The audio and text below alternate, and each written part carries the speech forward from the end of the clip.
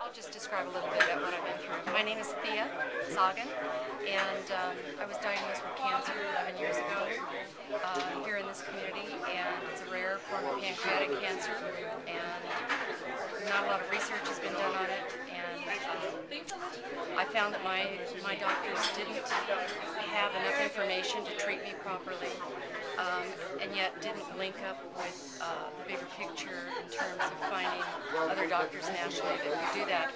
Fortunately, I found a cancer researcher in New York City who works privately, and he did a report for me, and I followed that report, investigating the different leads that he gave me, and which led to a doctor who specifically treats this very rare form of cancer in tandem with a hospital in Europe. And it's unfortunate their treatment, which is very successful, is not in the United States yet. It's not FDA approved. But you know, if I need to, I'll go and do that. He's been able to give me guidance and medication that is keeping me stable. But I have to pay the co-pays on the very expensive injections that I do every day because my insurance company, the plan that we have, my husband's employer, won't allow self-administered injections. I would have to go to the doctor's office for them to cover it, and yet I have to have an injection every 8 hours. And the doctor's office isn't open every 8 hours. So there's a bind there. The money that that they take out of my Social Security check every month, which is $100, is paid for Medicare. But Medicare is my secondary, and I don't really get any benefits from Medicare. That $100 I could really use for this copay. So that's just one example of problem.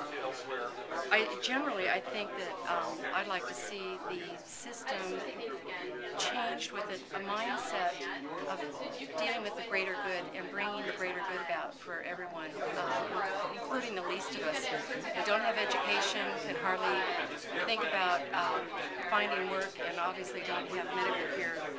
And I think there need to be some driving issues that are criteria that are followed. One is our intention. What is the intention for having health care? And what are the prevention is one of the overriding intentions that can be brought in as a precursor to everything else, and more weight needs to be put into that, and keeping costs down for everyone. There's a sustainability factor to all of this, just like we're going to green the auto industry.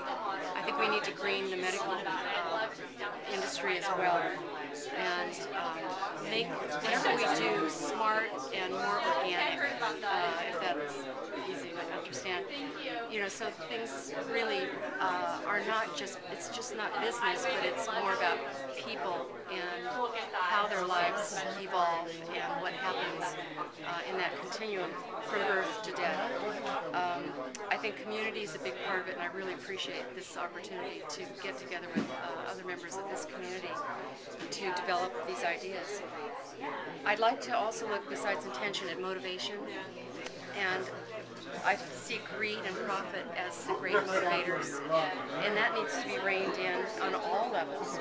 With the cost of drugs, one of my injections was $5,000, and I had to have that monthly, and my insurance company paid for the first one, and then they refused to pay for the second month and the third month, and they paid for the fourth month. And when you feel like your life is depending on something like that, it creates a lot of anxiety to try to stay alive with a lot of things working at cross purposes. I think that patient empowerment is really important as a motivator. I think that the patient needs to be educated and given guidelines for getting through the medical system intact and not just being shuffled off. Affordability I've mentioned, and the last item is bringing compassion and caring back in the medical system. And I know I'm talking about feel-good elements, but I'll leave all the actual details to people who understand healthcare. But as a patient who's been in the hospital for 6 months at a time, I feel that what's really going to keep people going is compassion and caring and feeling that there's some element somewhere in the system that brings that through. There needs to be more education about how to care for people. There needs to be more research and then direction given to people as to how to get that research, better connections between doctors in different states.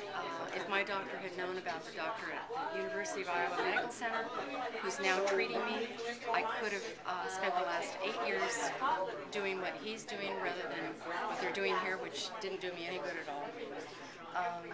I think patient advocacy, and then just teaching, educating about life as a whole.